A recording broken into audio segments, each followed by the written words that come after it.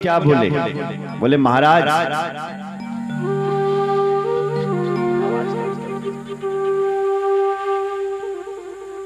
ध्रुव जी बोले नारद जी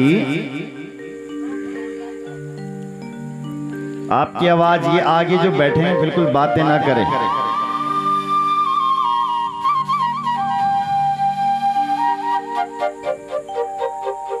बोलो जय श्री राम। नारद जी बोले बेटा घर जाओ, तो ध्रुव जी बोले महाराज नहीं, आप ज्ञान तो मुझे बहुत अच्छा दे रहे हैं, पर क्या करें सौतेली मां के वचनों से मेरा जो हृदय है वो छिन्न भिन्न हो चुका है। सुरुच्या दुर्बचो बाणे न भिन्ने श्रेयते हृदय। बोले महाराज आपका ज्ञान तो गाय की दूध की तरह है, पर मेरे हृदय में टिक नहीं रहा है। मेरा हृदय कैसा हो रखा है? बोले छलनी की तरह हो रखा है। आटा छलने वाली होती है ना छलनी, उसको लेकर के यदि आप गाय के नीचे चले जाएंगे दूध दोहने के लिए तो क्या हो जाएगा? दूध टिकेगा? नहीं टिकेगा। उसी प्रकार मेरा जो ये हृदय है ये छलनी की तरह है। सुरुच्या ध्रुवचो बाणे, मेरी मां जो सौतेली है उसने मेरा हृदय छिन्न भिन्न कर चुके हैं, इसलिए आपका जो ये अमृत जैसा ज्ञान है ये टिक नहीं रहा है, टिक नहीं रहा। इसलिए मुझे आज्ञा करो कि वो भगवान कैसे मिलेंगे, उपदेश दो। नारद जी समझ गए ये पक्का चेला है, तुरंत उसको मंत्र दे दिया, ओम नमो भगवते वासुदेवाय, और कहा बेटा तुम जाओ और इस मंत्र का जाप करो। कहा ततात गच्छ भद्रम ते यमुनायास्तटं शुचि पुण्यम मधुवनं यत्र सानिध्यं नित्यदा हरे। जाओ बेटा वृंदावन में मधुवन में जाकर के तुम इस मंत्र का जाप करो। ध्रुव जी महाराज गए और दौड़े दौड़े गए, आसन लगाया और इस मंत्र का जाप। खाना पीना कुछ नहीं खाया, 3 दिन का व्रत रखा।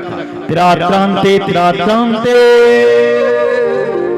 कपित्था बदरासनः, 3 दिन में एक बार आहार करता है। कौन? ध्रुव। 1 महीने तक यही चला। जैसे ही दूसरा महीना प्रारंभ हुआ तो द्वितीयम च तथा मासम षष्ठेर भको दिने, दूसरा महीना प्रारंभ हुआ तो 6 दिन का व्रत रखते हैं, 6 दिन में एक बार।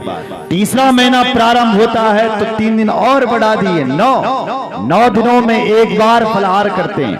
तृतीयम च नयन मासम नवमे गनी, 9 दिन में।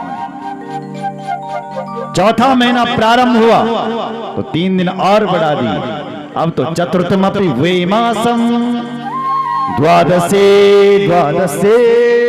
गनी, 12 दिन में 12 दिन में एक बार जल पीते हैं केवल, फलाहार भी छोड़ दिया, पत्ते भी छोड़ दिए। जैसे ही 5वां महीना प्रारंभ हुआ तो ध्यायन ब्रह्म पदेकेन तस्थोस्तानुरिवाचलः, ऐसा ध्यान लगाया कि एक अंगूठे पर खड़े होकर के प्राणायाम करता है महाराज। ऐसा प्राणायाम किया कि देवताओं की सांस लेनी बंद हो गई, बिल्कुल देवता लोग सांस नहीं ले पाए। ब्रह्मा की शरण में गए, ब्रह्मा भी घबरा गया, यहाँ तो अपनी सांस नहीं ली जा रही है, तो सारे देवता भगवान की शरण में चले गए, श्री हरि नारायण। और शरण में जाकर के कहते हैं प्रभु रक्षा करो, रक्षा करो। भगवान बोले किससे? तो बोल पड़े नैवं विरामो भगवन प्राणिरोधम चराचरस्याखिल सत्त्वधामना विदेहि तन्नो वृजनादि मोक्षं प्राप्ता वयं त्वां शरणं शरण्यं। हे प्रभु रक्षा करो, रक्षा करो, रक्षा करो। भगवान बोले किससे? बोले नैवं विदाम, हम आपको नहीं बता सकते हैं कि किसने हमारी प्राणवायु को बंद कर दिया, नहीं बता सकते। भगवान बोले घबराओ मत, उत्तानपाद का जो बेटा ध्रुव है उसकी आत्मा मुझ में इतनी लीन हो चुकी है कि जब तक मैं उसका दर्शन करने या दर्शन देने नहीं जाऊंगा तब तक तुम ऐसे ही रहोगे। इतना कह करके भगवान ने अपना गरुड़ को बुलाया, गरुड़ पर बैठे और चल पड़े वो श्री हरि भगवान नारायण। जैसे ही ध्रुव जी के सामने पहुंचे, जो यमुना के तट पर कठोर तप कर रहा है, भगवान शंख चक्र गदा और पद्म के साथ उसके सामने प्रकट हो गए, लेकिन ध्रुव जी आंख बंद करके खड़ा है, योग कर रहा है। वाह! लेकिन भगवान भी खड़े। भगवान को लगा ये आंखें कब खोलेगा, तो भगवान ने क्या किया कि जो ध्रुव जी को भगवान की छटा अंदर दिख रही थी वो भगवान ने अंतर्धान की, और जैसे ही ध्रुव जी की आंख खुली तो सामने भगवान श्री हरि नारायण। बोल नारायण भगवान की जय। अब ध्रुव जी सोच रहा है स्तुति करूं तो काय से करूं, मैं तो कुछ पढ़ा लिखा है नहीं, 5 साल का हूं ना, कभी स्कूल का मुख नहीं देखा, कैसी से मैं भगवान की स्तुति करूं, पूजा करूं तो काय से करूं, मेरे पास तो कोई सामग्री है ही नहीं। भगवान समझ गए, क्योंकि भगवान को अंतर्यामी कहते हैं, तो अंतर्यामी अंदर की बात को समझ गया। भगवान ने अपना शंख निकाला और ध्रुव जी के स्पर्श बालम कृपया कपोले, ध्रुव जी के कपोल यानी गाल से उसका शंख का स्पर्श करा दिया। जैसे ही ध्रुव जी के गाल से भगवान का शंख स्पर्श हुआ तो ध्रुव जी को सारा वेद और वेदांत कंठस्थ हो गया और भगवान की स्तुति गा पड़ा। अरे मूकम करोति वाचालम पंगुम पंगुम लंघयते गिरिं यत्कृपातमहं वन्दे परमानंद माधवम। मूकम करोति वाचाल, वाचाल वाचाल कहते हैं उसको जो उटपटाक बोलता है, उस पर भी भगवान की कृपा हो जाए तो वो भी सुंदर बोलने लगता है। ध्रुव जी के ऊपर भगवान की कृपा हो गई, ध्रुव जी को सारा वेद और वेदांत कंठस्थ हो गया। 12 अक्षर मंत्र नारद जी ने दिया था, 12 श्लोकों में भगवान की स्तुति गाता है ध्रुव जी। बोल पड़ा प्रभो योऽन्तः प्रविश्य मम वाञ्छमिमां प्रसुप्तां संजीवोऽखिल शक्तिधरः स्वदाम् अन्यस्तहस्तचरणश्रवणत्वगादि प्राणान्नमो भगवते पुरुषाय तुभ्यम। हे भगवान, हे प्रभु, आपका मेरा प्रणाम है, प्रणाम।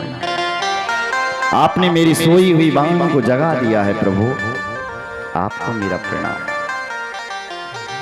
12 श्लोकों में भगवान की स्तुति गाता है। भगवान बोले बेटा वरदान मांगो, क्या चाहिए तुम्हें? तो ध्रुव जी ने कहा मुझे कुछ नहीं चाहिए।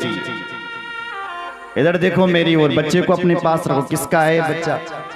आओ भजन करते हैं। इसलिए शांत बैठिए अपनी अपनी जगहों पर, अपने अपने बच्चे को अपने अपने पास रखिए। अपना तो डिस्टर्ब करते ही वो दूसरे का भी कर दे, तो आगे बैठ के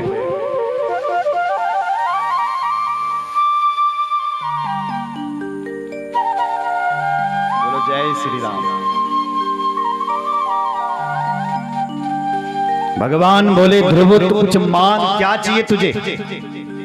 बोले प्रभु आपका दर्शन करके कुछ मांगने की इच्छा नहीं बनी मेरी। भगवान बोले फिर भी मांग ले रे, मैं आ रखा हूं तुझे देने के लिए। बोले कुछ नहीं चाहिए मुझे।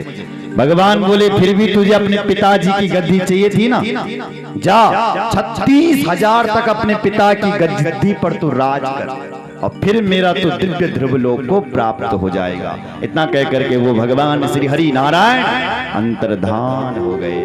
बोल नारायण भगवान की जय। ध्रुव जी महाराज ने वरदान लिया और वहां से घर आए।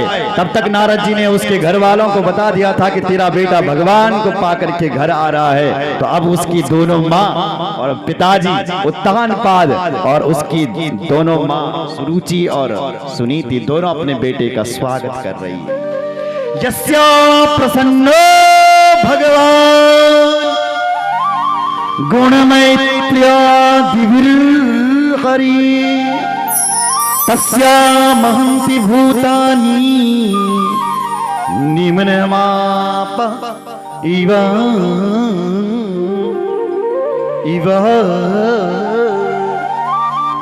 स्वयं। आज सब ध्रुव जी के दर्शन करने के लिए चल रहे हैं। अरे जिस ध्रुव जी को कोई देख नहीं सकता था, आज उस ध्रुव जी के दर्शन करने के लिए लाइन लग रही है। सुन रहे हो? इसका अर्थ क्या है कि जिस पर भगवान कृपा कर देता है, ये सारी दुनिया उस पर कृपा करती है। बोलो जय श्री राम। इसी बात को, इसी श्लोक की व्याख्या को गोस्वामी तुलसीदास जी ने की है। क्या? जा पर कृपा, जा पर कृपा राम की होई, ता पर कृपा करहि सब कोई। अरे जिस पर राम की कृपा हो जाती है, ये सारी दुनिया उस पर कृपा कर देती है। बोलो जय श्री राम। अगर भगवान आप पर खुश हो गए तो ये दुनिया ऑटोमेटिक आप पर प्रसन्न हो जाएगी। ऐसे दुनिया वालों को प्रसन्न करने की जरूरत नहीं है, जरूरत है अपने भगवान को प्रसन्न करने की जरूरत है। सुन रहे हो? सब लोग प्रसन्न हो रहे। आज ध्रुव जी के पिता ने उस ध्रुव को अपनी गद्दी पर बिठा दिया और ध्रुव जी ने भी 36,000 वर्ष तक राज्य किया। उसके बाद वो ध्रुव जी महाराज भगवान के दिव्य धाम को प्राप्त हो गए थे। बोल शंकर भगवान की, भक्तवत्सल भगवान की जय। 36,000 वर्ष के बाद जैसे ही ध्रुव जी के दिन पूरे हुए तो आकाश से उनके लिए एक विमान आया। जैसे ही ध्रुव जी उस विमान पर बैठने के लिए तैयार हुए कि काली काली माता जी प्रकट हो गई। कौन सी? मौत की देवी। मौत ने कहा पहले तुझे मरना पड़ेगा, फिर तुझे ऊपर जाना पड़ेगा। ध्रुव जी ने कहा इधर आ। मौत इधर आई और ध्रुव जी ने उस मौत को सीढ़ी बनाई, मौत के सिर पर पैर रखा और फिर उस दिव्य विमान में चल पड़े ध्रुव जी। बोलो जय श्री राम। अरे जो भगवान की भक्ति करता है, मौत भी उसकी दासी बन जाती है। बोलो जय श्री राम। अरे सीधा सा अर्थ है, यदि तुम भगवान के भक्त हो तो तुम्हें यमराज से डरने की जरूरत नहीं है, तुम्हें मौत से डरने की जरूरत नहीं है। बोलो जय श्री राम। सीधी सीधी बात है, यदि तुम्हारे बड़े बड़े मंत्रियों से यदि तुम्हारा संपर्क है, बड़े बड़े विधायकों से यदि तुम्हारा संपर्क है, तो यदि तुमसे कोई अपराध भी हो गया है ना, तो पुलिस वाले तुम्हें लेने के लिए तो आएंगे कभी, पर हाथ जोड़ करके आएंगे। यदि तुमने कोई गलती कर ली, कोई मर्डर कर ले, कोई गलती कर ले, तो पुलिस वाले तो आएंगे तुम्हें लेने के लिए कि तुमसे गलती हो गई, पर हाथ जोड़ करके आएंगे। क्यों? क्योंकि पुलिस वाला जानता है कि इसकी पहचान बड़े बड़े मंत्रियों तक है। सुन रहे? और जिसकी पहचान नहीं होती है ना, उसको पुलिस वाला दाड़ दाड़ दाड़ मार करके ले जाते हैं। सुन रहे हो? उसी प्रकार अगर तुम्हारी पहचान, अगर तुम्हारा संबंध यदि शिव जी से हो गया, नारायण से हो गया, तो यमराज तो आएगा, मौत तो आएगी, पर हाथ जोड़ करके आएगी तुम्हारे सामने। सुन रहे हो? उसी प्रकार जैसे पुलिस वाले हाथ जोड़ करके आते हैं, ऐसी ही मौत तो आएगी, पर हाथ जोड़ करके आएगी। बोलो जय। इसलिए संबंध बनाओ तो भगवान से बनाओ, तुम्हारा कल्याण हो जाएगा। बोलो जय श्री राम। आज ध्रुव जी महाराज अपने उन भगवान के पार्षदों के साथ परम धाम को चले गए, लेकिन ध्रुव जी को ध्यान आया, अरे जिस माँ ने मुझे यहां तक पहुंचाया, मैं तो उस माँ को धरती पर ही छोड़ करके आया। पार्षदों से पूछता, अरे मेरी माँ कहाँ है? मैं जल्दीबाजी में अपनी माँ को छोड़ आया। पार्षद बोले, ए ध्रुव, जिस जननी ने तुझे जन्म दिया है वो पीछे कैसे छूट सकती है? आगे आगे देख, जो विमान जा रहा है वो तुम्हारी माँ को ही लेकर के जा रहा है। बोलो जय श्री। दर्शयामा सुतुर देवी दर्शयामासु दुर्देवी पुरोयाने न गच्छति। जो आगे आगे विमान जा रहा है वो तुम्हारी माँ को लेकर के जा रहा है। और आज ध्रुव जी अपनी माँ के साथ उस परम धाम के लिए चले गए हैं। बोलो जय श्री राम। इन्हीं ध्रुव जी के वंश में आगे जाकर के महाराज अंग का जन्म हुआ। अंग तो बड़ा ही धर्मात्मा था, पर उसका एक बेटा हुआ जो निकल गया बैन, जिसने सारा पूजा पाठ बंद कर दिया। कहता है न यस्तव्यम न दातव्यम न होतव्यम दुजातचित इतन्यवार यद्धर्मं वैरी घोषेण सर्वसः। आज के बाद कोई यज्ञ ना करें, पूजा ना करें, पाठ ना करें, हवन ना करें, ब्राह्मणों का सम्मान ना करें, और करना यदि बहुत जरूरी है तो मेरा नाम का करें। बैन कह रहा है क्योंकि सारे देवता मुझ में निवास करते हैं। देहे भवन्ति नृपते सर्वदेव मयो नृपः। ये सारे देवता मुझ में निवास करते हैं, इसलिए मेरी पूजा करो। ब्राह्मणों को क्रोध आ गया, संतों को क्रोध आ गया। इतनी बड़ी क्रोध की नजर से देखा, अल्लाह करने लगे, भूकंप ला दिया उन्होंने, और धड़ाम दी से ये बैन अपनी गद्दी से नीचे गिरा, सो इसका प्राणांत हो गया। बोल भक्त वत्सल भगवान की जय। बैन का मंथन किया गया, और जैसे ही बैन का मंथन हुआ, मंथन से काला कलूटा सा पैदा हुआ। फिर से उस बैन का मंथन किया गया, तो अब की बार साक्षात भगवान पधारे। कालांतर में उन्हीं प्रभु का जन्म पृथु नाम से हो गया। बोल पृथु भगवान की जय। लोगों ने जय जयकार की। जय हो पृथु भगवान, आपकी जय हो, जय हो, जय हो। पृथु भगवान ने कहा, हे संसारे प्रजाओं, अभी अभी तो मेरा जन्म हुआ है, तुम मेरी जय जयकार क्यों कर रहे हो? बोले महाराज गद्दी पर बैठिए, इसलिए कर रहे हैं। तो पृथु भगवान को गद्दी पर बिठाया। जैसे ही वो गद्दी पर बैठे, फिर लोगों ने माला डालनी शुरू कर दी, जय जयकार करनी शुरू कर दी। फिर पृथु भगवान कह रहे हैं, अरे मेरी जय जयकार क्यों कर रहे हैं? जय जयकार मत करो, मैंने तुम्हारे लिए क्या किया? बोले महाराज करिए कुछ। क्या हो गया? बोले हम लोग भूखे से मर रहे हैं, पृथ्वी से अन्न उत्पन्न नहीं हो रहा है। बोले मेहनत करो, बोले खूब करते हैं, फिर भी धन उत्पन्न नहीं हो रहा है। तो पृथ्वी भगवान ने आदेश दिया, इस वसुंधरा, पहले इसका नाम वसुंधरा था, ए वसुधे, हमारी प्रजा को तुम अन्न प्रदान करो। लेकिन पृथ्वी ने, इस वसुंधरा ने नहीं सुना। भगवान पृथु को क्रोध आ गया। भगवान पृथु बोले, वसुधे त्वाम मामवज्ञाया मच्छसन परं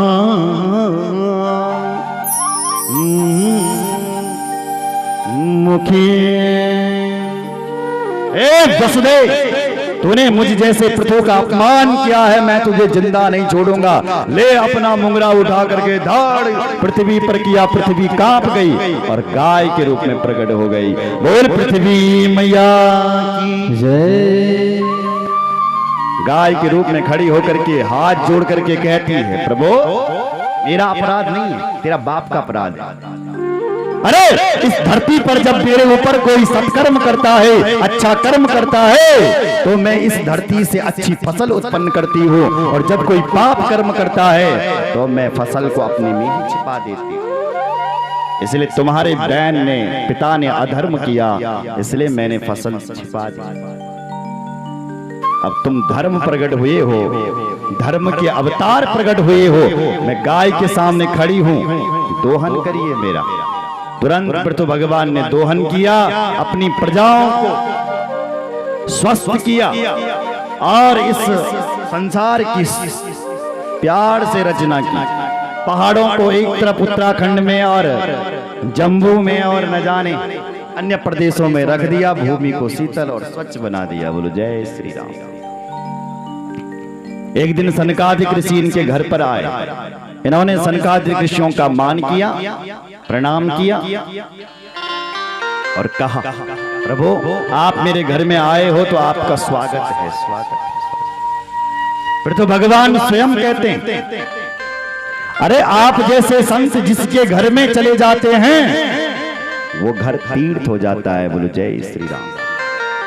जिस घर में संत ब्राह्मण नहीं आते वो घर अपने आप में कैसा बन जाता है? बोले सर्पों का घर बन जाता है। ब्यालाले द्रुमावेते परिक्ता परिक्ता किल संपदा यद ग्रहस्थीर्थ पादीया पादाती पादाती पादातीर्थ विवर्जिता। अरे जिसके घर में, जिस गृहस्थी के घर में कोई संत नहीं जाता, ब्राह्मण नहीं जाता, उस गृहस्थी का घर कैसा है? बोले ब्यालालय द्रुमावेते। जैसे आपके घर पर, आपके यहाँ आम से भरा हुआ पेड़ तो है, फलों से लदा हुआ पेड़ तो है, पर क्या करें, सांप रहते हैं उस पेड़ के ऊपर। न तो उस पेड़ के कोई फल खा सकता है, न उस पेड़ के नीचे कोई बैठ सकता है। इस मतलब का है वो पेड़।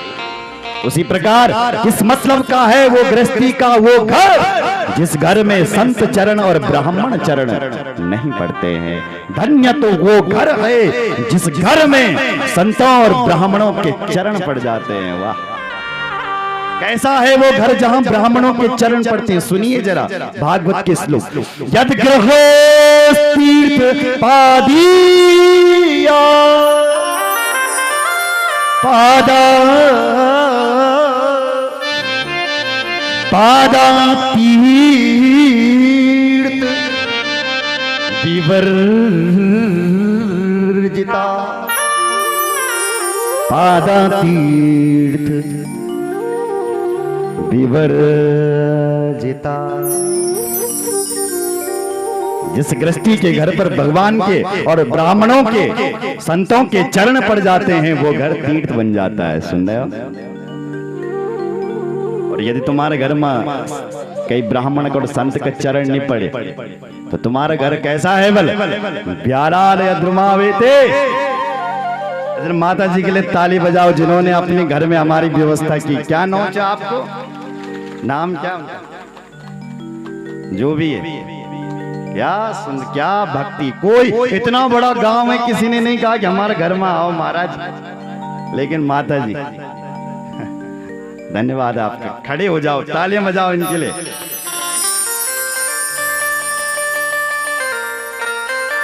ये होती है भक्ति। सुन रहे हो?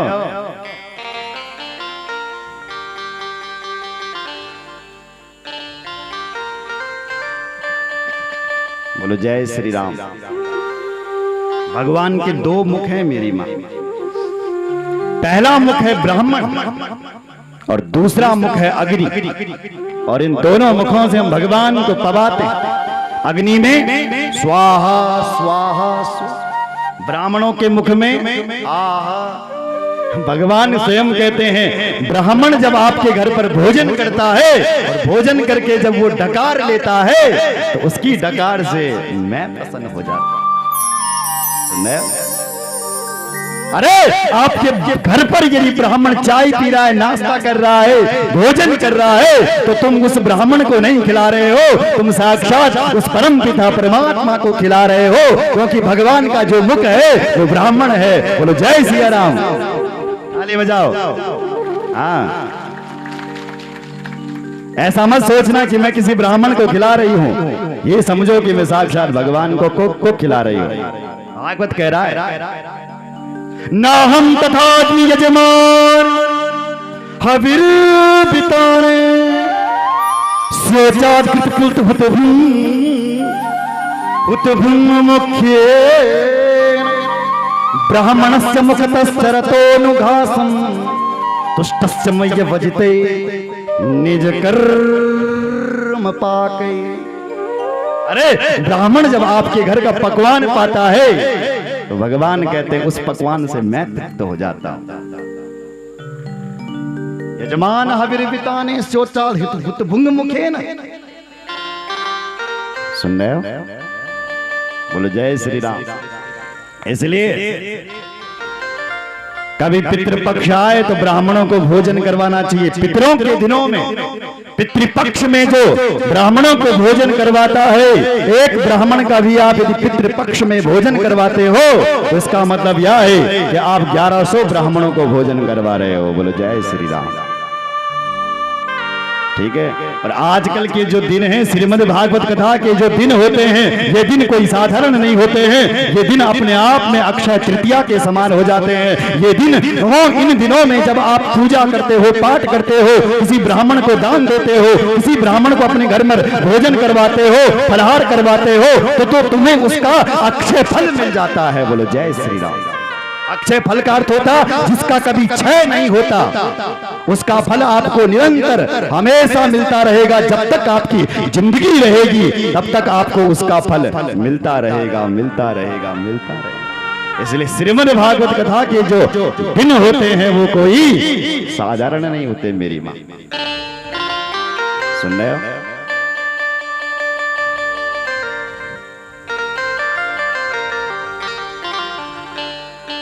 ये दिन अपने आप में अक्षय तृतीया के समान हो जाते हैं।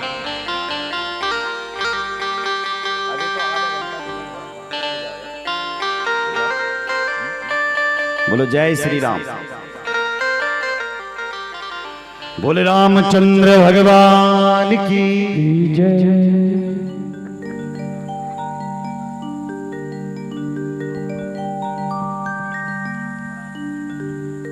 इसलिए पृथु भगवान कह रहा है आप मेरे घर पर आए हो प्रभु, आज आपने मेरा घर तीर्थ बना दिया है।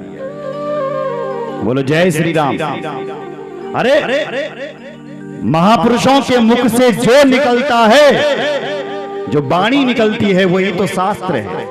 और महापुरुष जहां निवास करते हैं वो जगह तीर्थ हो जाती है। इसलिए हे सनकादिक ऋषियों, आपने मेरा घर आज तीर्थ बना दिया है, तीर्थ बना दिया।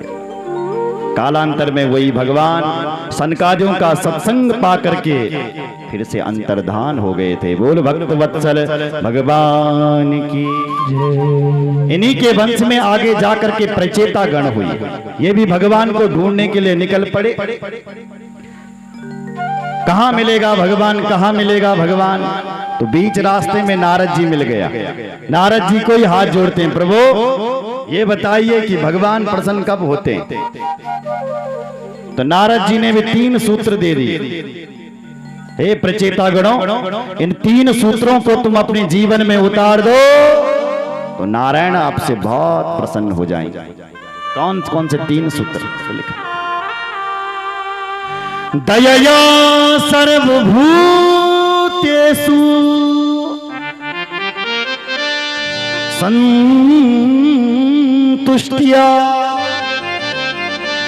संतुष्ट्या येन केन वा सर्वेन्द्रियोपशान्त्या च तुष्यत्यासु जनार्दनम्।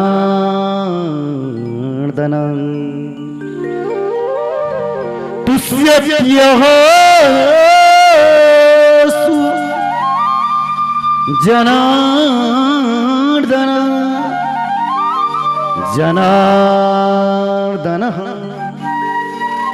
नारद जी प्रचेता गणाओं को कह रहे हैं, हे प्रचेताओं, यदि तुम भगवान को प्रसन्न करना चाहते हो तो अपने जीवन में 3 बातों को उतार दो।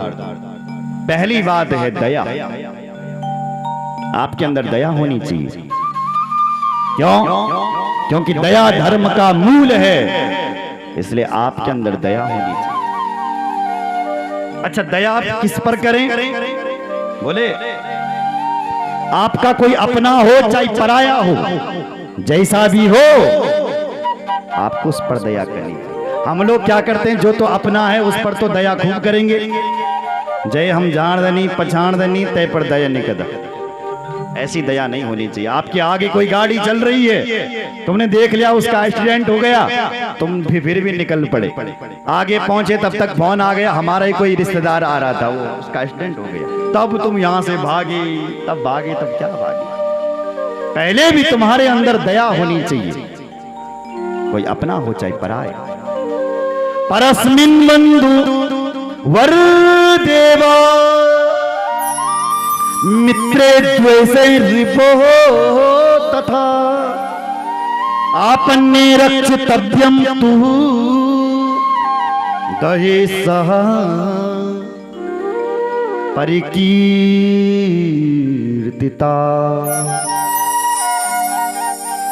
परस्मिन् बंधु वर देवा मित्रे द्वेषे रिपो तथा, कोई आपका मित्र हो चाहे शत्रु हो, आपत्ति काल में सब पर दया करनी चाहिए। बोलो जय श्री राम, जोर से बोलो।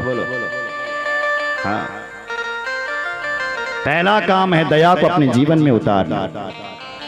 दूसरा काम है संतुष्टिया ये कीनवा।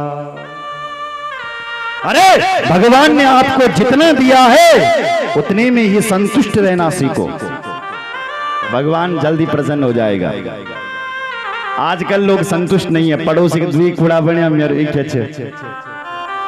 परेशानी तय नहीं बढ़ लगी, उसके दोनों बेटे नौकरी लग गई, मेरा एक भी नहीं लगा।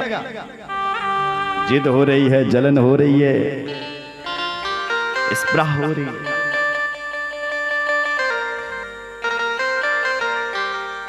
अरे संतुष्ट रहना सीखो। बोलो जय श्री राम। भगवान ने आपको जितना दिया है उतने में ही खुश रहना सीखो। बोलो जय श्री राम। दुनिया में कुछ लोग ऐसे हैं जिनके पास पैर नहीं है, दुनिया में कुछ लोग ऐसे हैं जिनके पास रहने के लिए घर नहीं है, दुनिया में कुछ लोग ऐसे हैं जो देख नहीं सकते, दुनिया में कुछ लोग ऐसे हैं जो खा नहीं सकते। अरे भगवान ने तुम्हें स्वस्थ शरीर भी दिया है, भगवान की बहुत बड़ी कृपा है। बस मैं आपको बता दूं, दुनिया के लोग, कुछ लोग ऐसे हैं जो 12 महीनों हॉस्पिटल में पड़े रहते हैं। अब आप खुद अनुभव कर लो कि भगवान ने हमें बहुत कुछ दिया, इसलिए संतुष्ट। ये संतुष्ट की व्याख्या तुलसीदास बाबा अपनी रामचरितमानस में करता है। कितना संतुष्ट होना चाहिए। जब आवे संतोष धन, सब धन सब धन सब धन सब धन दूरी, सब धन दूरी समान। अरे संतोष का धन अपने अंदर ला दो, सारा धन आपको मिल जाएगा। बोलो जय श्री राम। संतोष रखना सीखो। जो संतोष करता है भगवान उसके ऊपर प्रसन्न रहते हैं। इसलिए अंतोष नहीं बेणवल, ठीक है। दुनिया तो नाराज वेली वेल तुम दिखते, अगर तुम अंतोष करला भगवान भी नाराज हो जाएगा। संतोष। बोलो जय श्री राम। और तीसरी बात कह रहे, सर्वेंद्रियोपशांत्या, अपनी इंद्रियों को अपने बस में रखना है तो वो भगवान बहुत जल्दी प्रसन्न हो जाते हैं। बोल भक्त वत्सल भगवान जय। चतुर्थ स्कंद को विराम, पंचम स्कंद में प्रवेश। इसमें प्रियव्रत महाराज की चर्चा है। इन्होंने भी एक दिन सोचा कि ये रात क्यों हो जाती है, ऐसा तप किया, ऐसा तप किया कि एक तेजोमय रथ का निर्माण कर दिया और 7 दिन तक दिन ही दिन बना करके रखी, रात्रि होने नहीं दी। ब्रह्मा जी प्रकट हो गए। ब्रह्मा जी ने कहा है बेटा, रात्रि की अपनी अपनी आवश्यकता है, दिन की अपनी आवश्यकता है, क्यों तो इसमें छेड़खानी कर रहा है। तब ब्रह्मा जी ने उसको ज्ञान दिया, फिर वो मान गया। बोलो जय श्री। इन्हीं के ही वंश में महाराज प्रियव्रत ने अपना राज्य चलाया। और जम्बूद्वीप के 9 खंड कर दिए। पहला खंड था अजनाब खंड, जिसके अधिपति बने महाराज नाभि। इन्होंने मेरु देवी से विवाह किया, पर इनके कोई संतान नहीं हुई। जब संतान नहीं हुई तो पुत्रयेष्ट यज्ञ किया। पुत्रयेष्ट यज्ञ करने के बाद इनके यहाँ साक्षात भगवान पधारे और कालांतर में भगवान का जन्म ऋषभदेव नाम से हो गया। बोल ऋषभदेव भगवान की जय। ऋषभदेव भगवान का इतना तेज कि इंद्र भी कांपने लग गया। इंद्र ने जब ऋषभ भगवान का तेज देखा तो पानी बरसाना बंद कर दिया। भगवान ऋषभदेव ने अपने क्षेत्र में खुद ही पानी बरसा दिया। इंद्र लज्जित हुआ, अपनी बेटी जयंती का विवाह भगवान ऋषभदेव जी से करा दिया। जयंती से विवाह करके भगवान ऋषभदेव जी ने 100 पुत्रों को जन्म दे दिया। उनमें से सबसे बड़ा बेटा था भरत। वो इतना प्रतापी निकल गया कि उसके नाम से इस अजनाब खंड का नाम भरत के नाम से भारत वर्ष पड़ गया। बोल भारत माता की जय। आसीद ये नेदम वर्ष में दिव्यपति संधि। भरत के नाम से अजनाब खंड का नाम भारत वर्ष पड़ गया। एक दिन ऋषभदेव भगवान अपने पुत्रों को समझाते हैं, बच्चों हमें जो यूं मनुष्य का शरीर न मिले बेटा, ये बहुत दुर्लभ है। इसलिए इस मनुष्य के शरीर को खाने पीने में सोने में ही बर्बाद मत करना। जितना हो सके इस मनुष्य के शरीर से भगवान की भक्ति करना। ना हम देहो देव भाजाम्रलोके कष्टान कामान नरहते विडुभुजाम ये तपो दिव्यम पुत्र कायेन सत्वम शुद्धे यस्माद ब्रह्मजोक्यम त्वनेन तम। तपो दिव्यम पुत्र कायेन सत्वम, सात्विक शरीर मिला हुआ है। इसलिए बेटा मनुष्य का शरीर बड़ा दुर्लभ है, बड़ा दुर्लभ है। इसलिए जितना हो सके इस मनुष्य के शरीर से भगवान की भक्ति करनी चाहिए। बोलो जय श्री राम। भक्ति करने के लिए भी आपको किसी भक्त का संग करना पड़ेगा, तभी आप उस परमात्मा को पा सकते हैं, उस तत्व को पा सकते हैं। जब तक आप महत्पुरुषों का संग नहीं करोगे तब तक आप सफल नहीं हो सकते, उस तत्व को प्राप्त नहीं कर सकते। महत सेवा द्वार माहुर विमुक्ते तमो द्वारम योसिता संगी संगम। महत सेवा साधु महापुरुषों के संग करो। माता जी बच्चों साधु महापुरुषों का संग करो। अगर तुम भक्तों का संग करोगे तो तुम्हारे लिए जो भक्ति के दरवाजे हैं वो सब खुल जाएंगे। और यदि आप दुर्जनों का संग करोगे तो आपके लिए भक्ति के सारे दरवाजे बंद हो जाएंगे। इसी श्लोक की व्याख्या गोस्वामी तुलसीदास बाबा ने अपने रामचरितमानस में की है।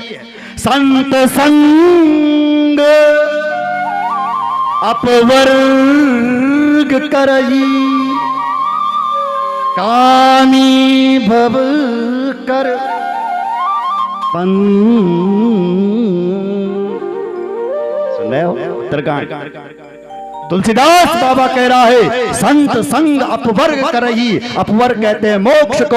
अरे यदि आप किसी संत का किसी भक्त का संग करोगे तो आपके लिए अपवर्ग के यानी मोक्ष के दरवाजे खुल जाएंगे। और यदि आप किसी कामी का संग करोगे, दुर्व्यक्ति का संग करोगे तो कामी भव कर पन, सारे दरवाजे आपके लिए बंद हो जाएंगे। यही बात को ऋषभदेव भगवान अपनी श्रीमद् भागवत में कह रहे हैं।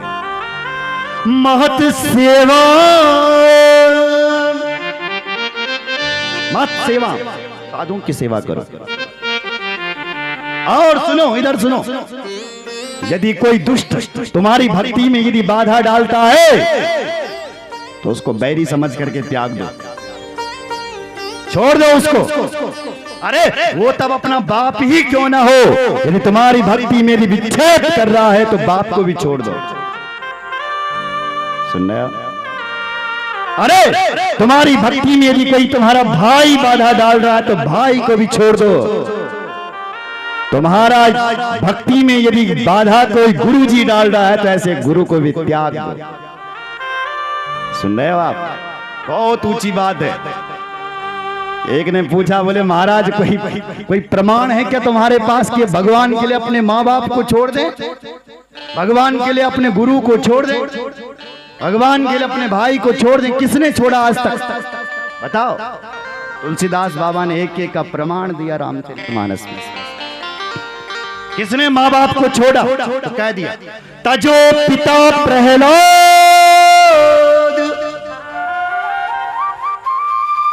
प्रहलाद जी ने अपने भगवान विष्णु के लिए अपने पिताजी का त्याग कर दिया है। सुन रहे हो? किसी ने अपने भाई को छोड़ा है। गोस्वामी जी ने फिर कहा है, किसने छोड़ा अपने भाई को भगवान के लिए? तो फिर कहा क्या, विभीषण बंधु,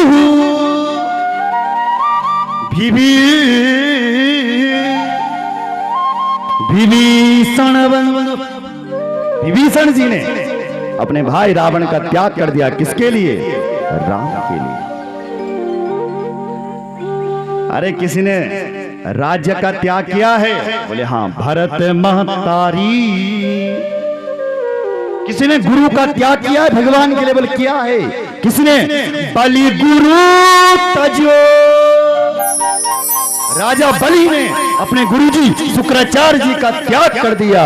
शुक्राचार्य कह रहा था कि ए बलि, ये भगवान है तो अपनी भूमि मत दे, मत दे इसको 3 चरण भूमि, ये तेरे तीनों लोगों को नाप लेगा, मत दे, मत दे। लेकिन राजा बलि इतना अच्छा था, उसने कहा गुरुजी को छोड़ देता हूं पर भगवान को नहीं। सुन रहे? इसलिए कहा है इन्होंने, छोड़ दो। कोई बाधा बन रहा है तो कौन कह रहा है? ऋषभ देव कह रहा है। बोलो जय श्री राम। अपने बच्चों को दिव्य ज्ञान दिया, उसके बाद परमहंस वृत्ति को धारण कर लिया, और बच्चे तो ऋषभदेव भगवान के लग गए, लेकिन जो बड़ा वाला बेटा था वो भक्ति में लगे अपने बाप की तरह। भरत जी महाराज भक्ति में लगे रहे। बोलो जय श्री राम। एक दिन भरत गंडकी नदी में स्नान कर रहा था। ये नदी नेपाल में बहती है और इस नदी में शालिग्राम भगवान जी मिलते हैं। तो वहां सूर्य भगवान को अर्घ्य दे रहे थे। इतने में क्या देखा जड़ भरत जी ने कि एक मृगी पानी के पीने के लिए आ रखी है, गर्भवती थी, उसके पेट में बच्चा था। इतने में क्या हुआ कि किसी बाघ ने आवाज लगाई, किसी शेर की दहाड़ सुनाई पड़ी। तो मृगी पानी पी रही थी तो उसने छलांग लगा दी नदी को पार करने के लिए। उसी समय क्या हुआ कि छलांग लगाने से उसका अंदर का बच्चा पैदा हो गया और मृगी का प्राणांत हो गया।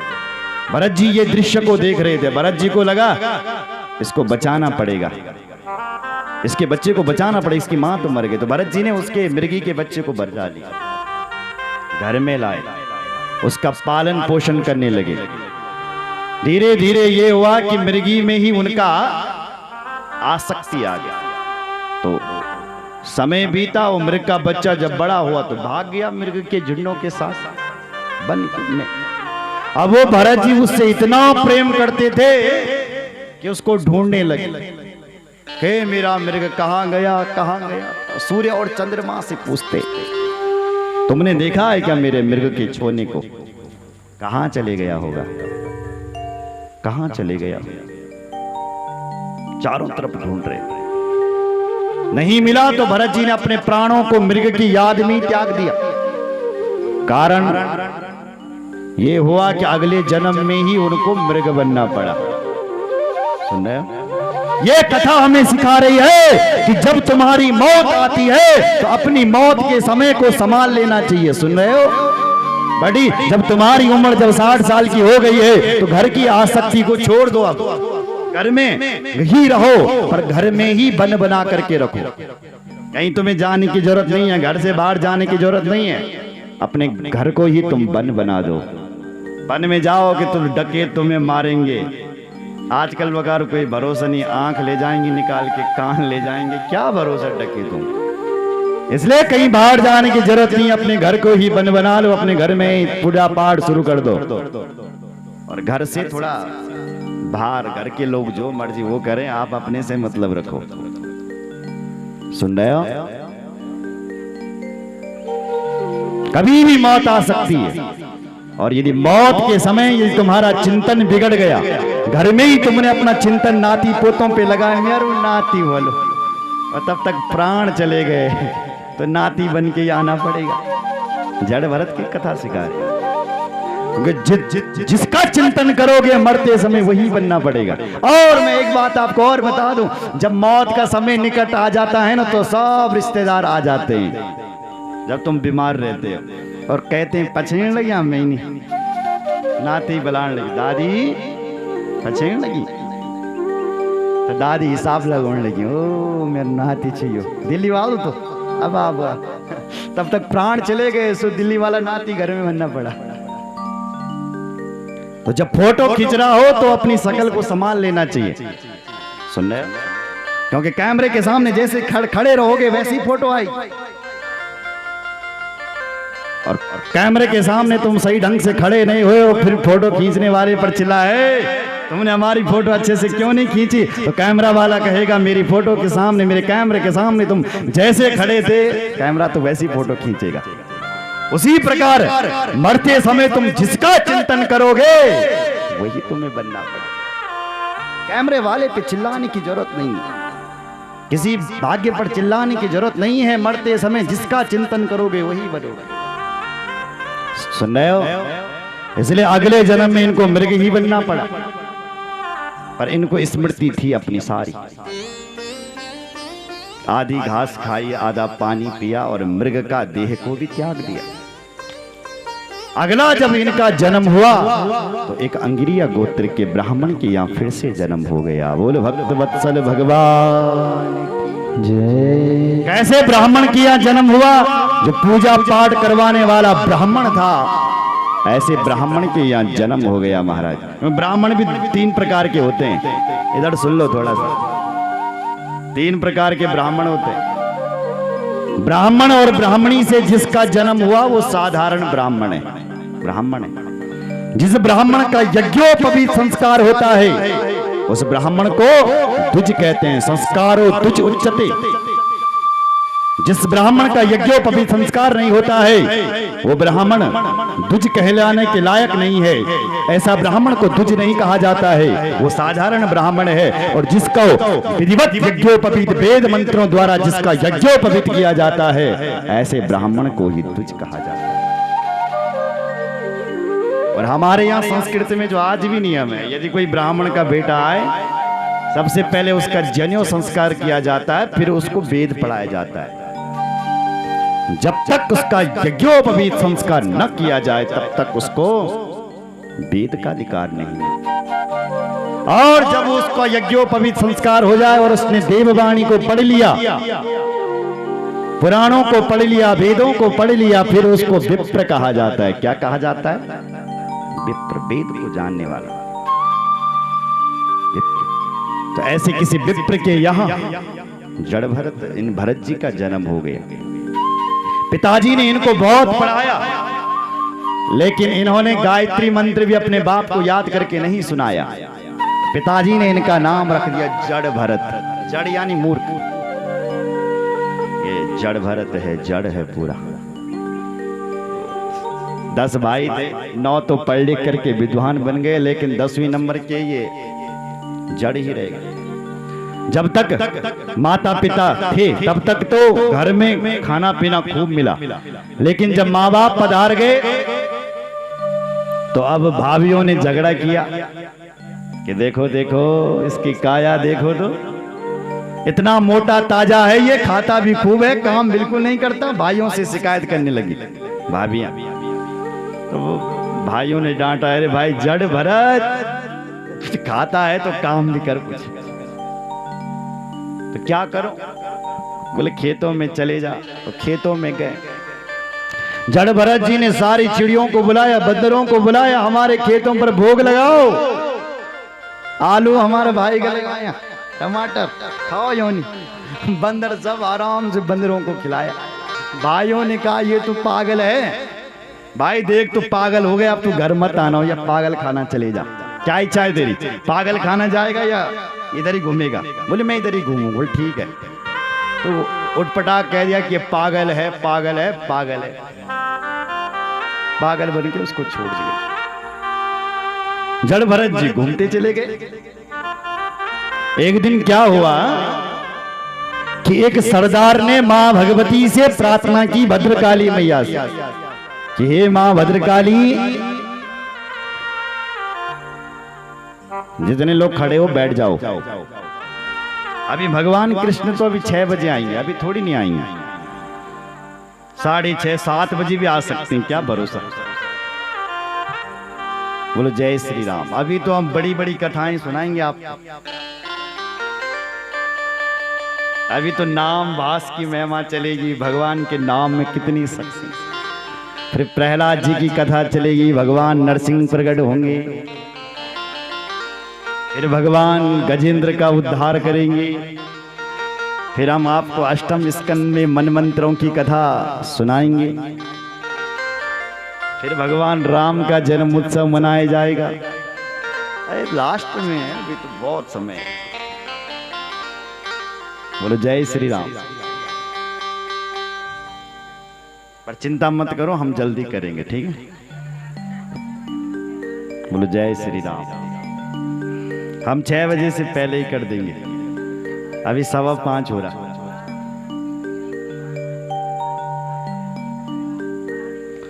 बोल रामचंद्र भगवान की जय। तो एक सरदार ने मां भगवती से प्रार्थना की, मां तो मुझे एक बेटा दे दे, तो मैं तेरे को नरबलि चढ़ाऊंगा। तो उसका बेटा हो गया। अब माता को नरबलि ये फिर चढ़ानी पड़ेगी, तो कहां से नर को ढूंढ करके लाएं? अपने पहरेदारों को भेजा, उनको तो कोई मिला नहीं। जड़ भरत मिल गया, सो लेकर के आया, भद्रकाली के मंदिर में खड़ा कर दिया। पहले भोजन करवाया, उसके बाद अच्छे कपड़े पहनाए, और उसके बाद बोला कि बोले भैया गर्दन आगे कर। जड़ भरत ने कहा ओ ये तो मुझे मारना चाहते हो। है? चलो भाई जैसी भगवान की इच्छा। अपनी गर्दन को आगे किया। जैसी उस सरदार ने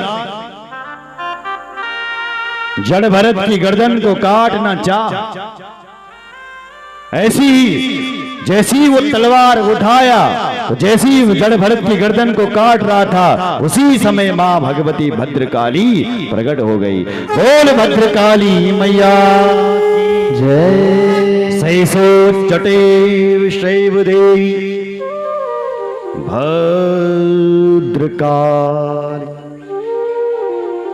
मां भद्रकाली प्रकट हो गई और सारे डकैतों के सिर को उड़ा दिया। जड़ भरत जी को वहां से बचा दिया। एक दिन राजा रघुगण अपने सत्संग के लिए जा रहा था, एक कहार की कमी पड़ गई। कहा कि भाई एक डोले और कम हो गया, ढूंढ करके लाओ। तो जड़ भरत जी मिल गए रास्ते में, उन्हीं को ही लगा दिया। तो जड़ भरत जी नीचे उठा दृष्टि उठा करके चलते हैं, कोई चीटा चीटी भी उनके पैरों से ना मरे। तो जैसी चीटी आई तो रघुगण की जो गर्दन थी वो चटा डोली में जो बैठा था, तो बार बार उसकी खोपड़ी लगती रही। उसने जड़ भरत को अच्छा भला कहा और कह दिया कि ये दुष्ट को देखो, इस पाखंडी को देखो, ये इसलिए इस डोली को हिला रहा है कि ताकि इसको मैं भार से मुक्त कर दूं, मुक्त कर दूं। तो व्यंग के बाण को चलाने लगे। तो जड़ भरत से नहीं रहा गया, जड़ भरत जी भी बोल पड़े, हे राजन तुम किसको भला बुरा कह रहे हो? मुझे कह रहे हो ना? देखो मैं शरीर नहीं हूं। बोले तू क्या है? बोले मैं आत्मा हूं। अब आत्मा को तुम भला भला कहोगे तो उससे क्या फर्क पड़ेगा? तो जड़ भरत उस रवगण ने कहा कि ये कोई साधारण नहीं है। तो वो आदमी नीचे उतरा, राजा रवगण, और जड़ भरत जी के चरणों में प्रणाम किया।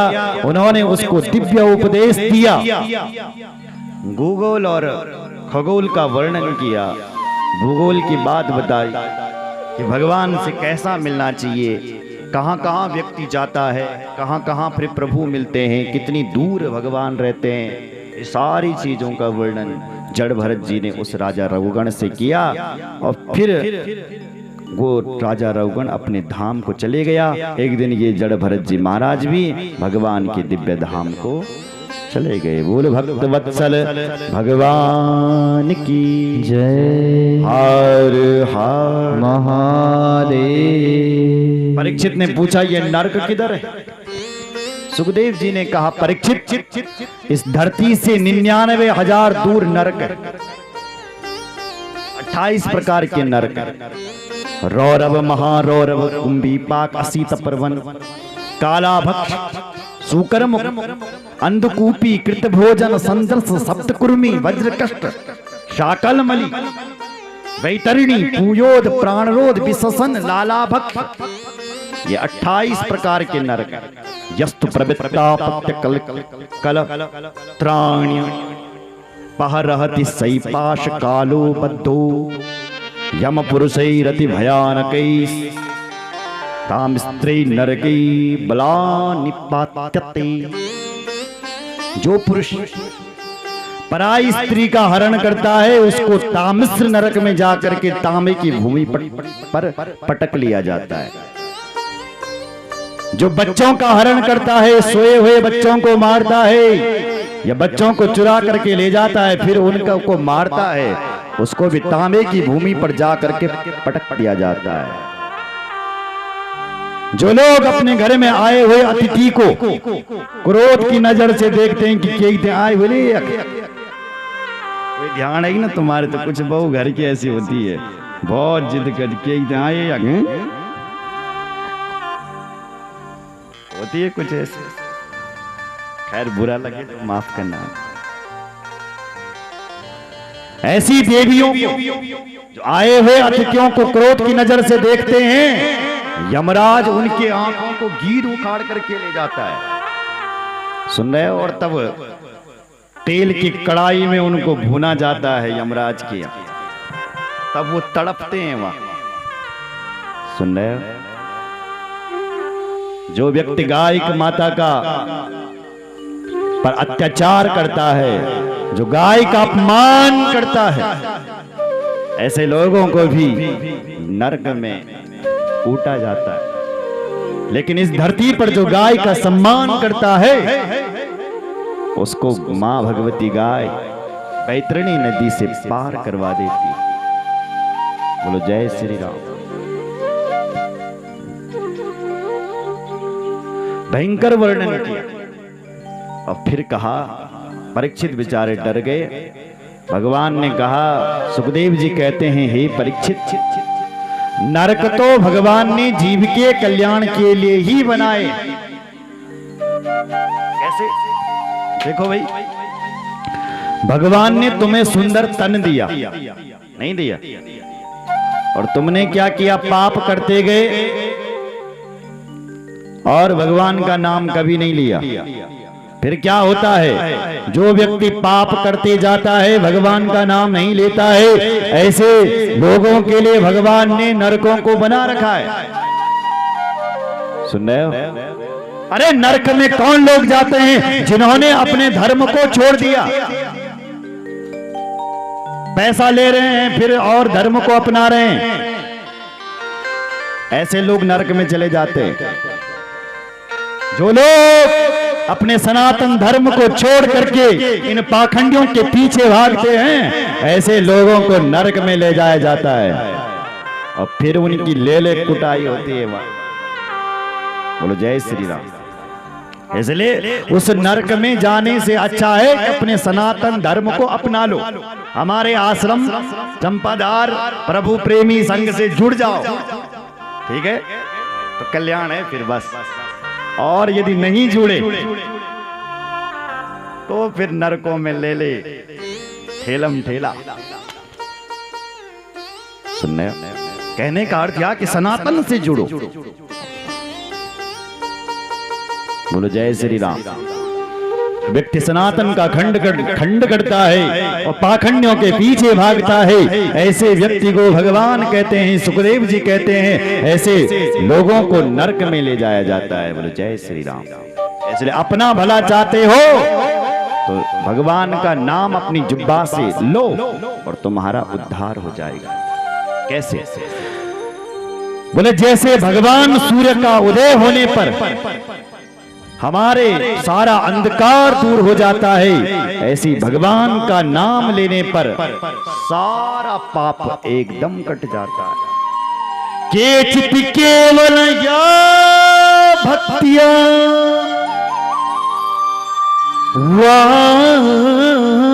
वासुदेव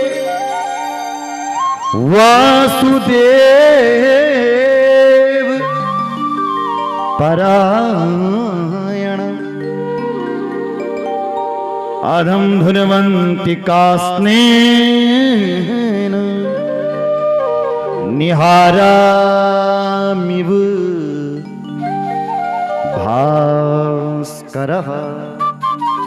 जैसे भुवन भास्कर सूर्य का उदय होने पर सारा अंधकार का नाश हो जाता है, अंधकार खत्म हो जाता है। जब वर्णोदय होता है, सूर्योदय होता है, अंधकार का नाम और निशान नहीं रहता। ऐसी जब आप अपने मुख से जब राम बोलते हो, जय श्री राम बोलते हो, तो आपके अंदर के सारे पाप 1 मिनट में भस्म हो जाते हैं। सुन रहे हो? जोर से बोलो और जोर से। हाँ, तुम्हारे पाप कट गए, बस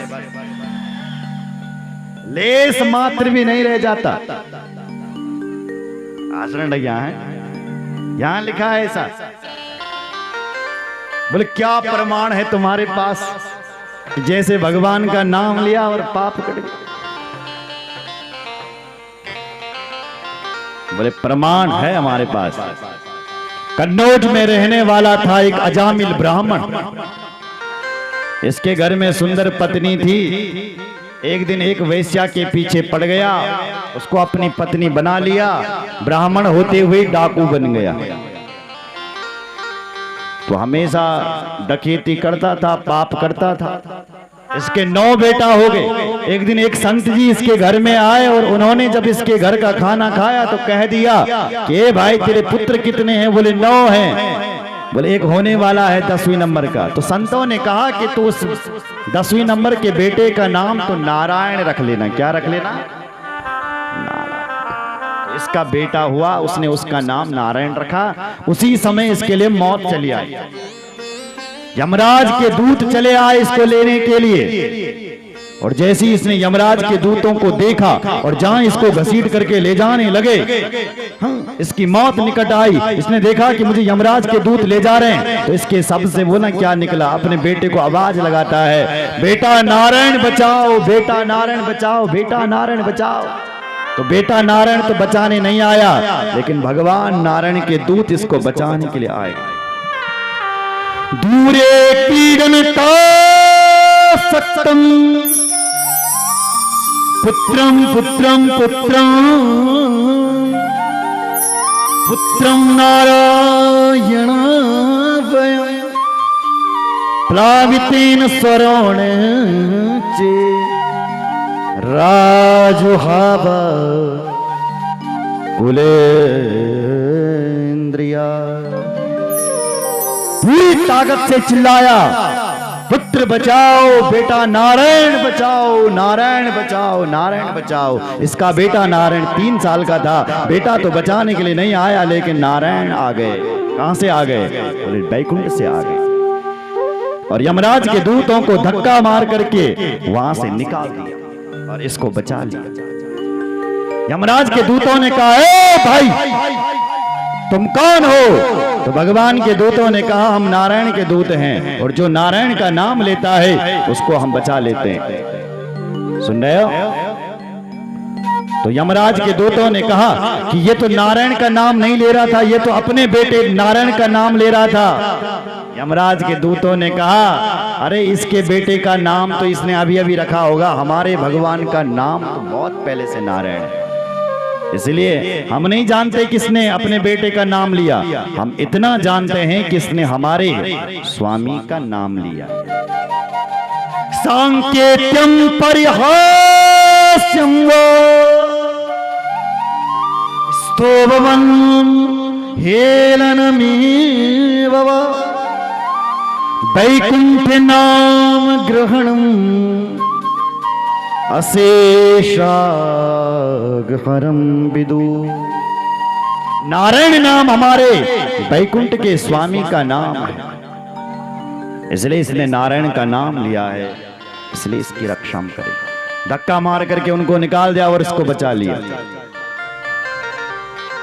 और ये दृश्य अजामिल ध्यान से देख रहा था, नींद में सोए सोए देख रहा था। सुन रहे हो? तो इसका नाम लेकर के इसने तुरंत गंगा के तट पर गया और लिखा है गंगा द्वार पर आया मुक्त सर्वान वंदना। सारे बंधनों से मुक्त होकर के भगवान के धाम के लिए चले गए। केवल इसने, इधर देखो मेरी ओर देखो, धोखे से भगवान का नाम ले लिया, धोखे से, और धोखे से नाम लेने से इसकी मुक्ति हो गई। सुन रहे हो? ये कथा हमें सिखा रही है इन किन प्रकार तुम कैसे भी भगवान का नाम लो, भगवान का नाम तुम्हारा उद्धार करेगा ही करेगा। इसी श्लोक की व्याख्या गोस्वामी जी ने रामचरितमानस में की है। जरा सुनिए जरा बाबा की सुंदर दुआ चौपाई। भाई कुभाई अनख आलसहु भाई भाई भाई को भाई अनख लसहु। तुम भय से लो चाहे अभय से लो, जैसा मर्जी ऐसा लो। क्या होगा नाम लेने से? नाम जपत मंगल नित नित नित दसहु। नाम जपत मंगल नित दस मंगल नित दसहु। जैसे ही तुमने भगवान का नाम लिया वो नाम ने तुम्हारा कल्याण कर दिया। भले तुमने भय से लिया, अभय से लिया, ऐसे भी लिया, नाम तुम्हारा कल्याण कर देता है। अरे तुमने यदि गलती का तार, यदि तुमने गलती से बिजली का तार पकड़ लिया तो क्या हो जाएगा? जबरदस्त करंट लग जाएगा। गलती से तुमने यदि जहर पी लिया तो क्या हो जाएगा? मरना पड़ेगा। उसी प्रकार गलती से यदि तुम्हारे मुख से यदि भगवान का नाम निकल गया तो उद्धार होके ही रहेगा। बोलो जय श्री राम। ऐसे भी लो, भगवान का नाम लो बस। इसलिए इसने धोखे से अपने बेटे का नाम ले लिया तो इसका उद्धार हो गया। यमराज के दूत यमराज के पास पहुंचे और कहने लगे, ए भाई यमराज, हमने अब तेरी ड्यूटी नहीं करनी, ले तेरो लाठो। छोड़ दिया उसका लाठा वही। यमराज ने बोले क्या बोले, क्यों नहीं करता तू ड्यूटी? बोले हम एक पापी को पकड़ने के लिए गए, कारण सिर्फ इतना कि उसने अपने बेटे का नाम नारायण लिया और हम उसको यहां ला नहीं पाए। यमराज ने मुख पर हाथ रख दिया, मौन, चुप। क्या हुआ? बोले नारायण नाम यहां मत लो, नरक में। कहीं तुमने नारायण नाम ले लिया तो यहां जितने पापी हैं उन सारे पापियों को छुट्टी देनी पड़ेगी। जेल खाना माजू मेरा बंद करें, पापी ना, सबको छुट्टी देनी पड़ी। इसलिए मौन रहो, बंद रखो अपना मुख। क्यों महाराज, इस नाम की महिमा क्या है ऐसी? यमराज कहते हैं मैं आपको नाम की महिमा क्या बताऊं? अरे नाम की महिमा तो भगवान भी नहीं बता सकता। अरे राम भी अपनी नाम की महिमा नहीं बता सकता है। मैं क्या बताऊं नाम की महिमा, और थोड़ा थोड़ा मैं भी जानता हूं। वैसे तो कोई नहीं जानता, पर 12 महाभागवत हैं जो जानते। कौन कौन से? स्वयंभू नारदा शंभु कुमारा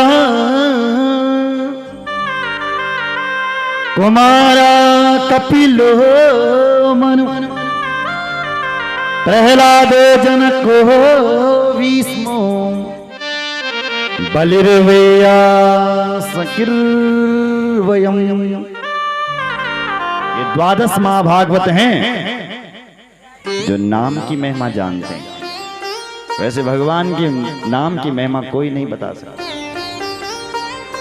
अरे राम जी से भी तुम पूछोगे कि राम की महिमा बताओ, तो राम भी नहीं बता पाते अपने नाम की महिमा। मेरी नाम की महिमा क्या है?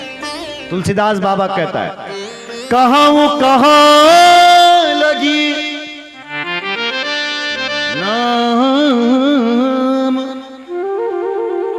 नाम बड़ा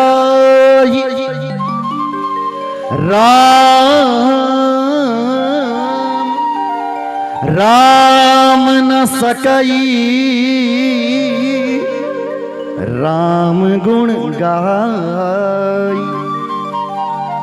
राम न सके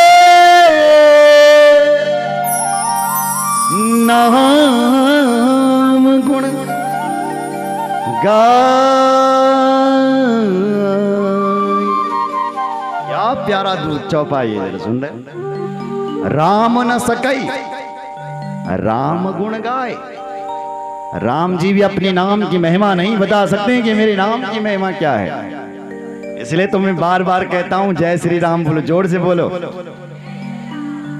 हाँ, तुम वो नाम ले रहे हो